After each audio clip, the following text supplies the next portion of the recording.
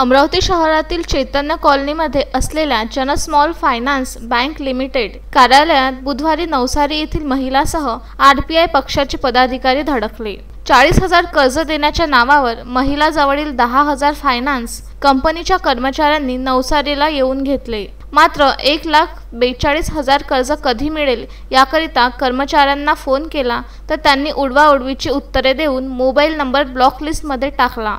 शेवटी आरपीआयचे अध्यक्ष उमेश इंगळे यांनी माहिती देऊन कार्यकर्त्यांनी महिलासह कार्यालय गाठले। अनेक वेळ कर्मचारी न आल्याने शेवटी इंगळे यांनी फेजरपुरा पोलिसांना माहिती देण्यात आली। बराच वेळ निघून गेल्यावर सुद्धा संबंधित कर्मचारी न आल्याने आक्रोश होऊन या कार्यालयात नारे देऊन कार्यालयाला स्वतः कुलूप लावून कार्यालय बंद करण्यात आले। जन स्मॉल फायनान्स खाजगी कंपनी कर्मचारी विरुद्ध पोलीस स्टेशनला तक्रार देण्यात आली। यावेळी आरपीआयचे शहराध्यक्ष ॲडव्होकेट उमेश इंगळे, मनोज थोरात, सागर गवई, संजय गायकवाड, लाला तिवारी, सिद्धार्थ तंतरपले, सचिन मोहोड, नंदिनी गायकवाड, सुनंदा सरदार, वर्षा गवई सह अनेक महिला उपस्थित होत्या।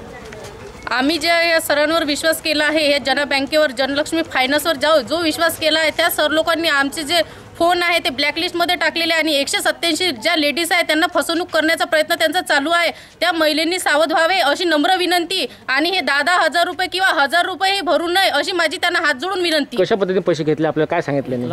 सरांनी सांगितले आमच्या घरी येऊन की 1,000 रुपये भरा आणि त्याच्यानंतर दुसऱ्या दिवशी 10,000 रुपये भरा। त्यांना आम्ही 1,42,000चं लोन पास करून देत आहे। हे लोन तर त्यांनी दिलेच नाही आणि 10,000 रुपये घेऊन पळालेले आहेत। Vidarbha news bureau, Amravati.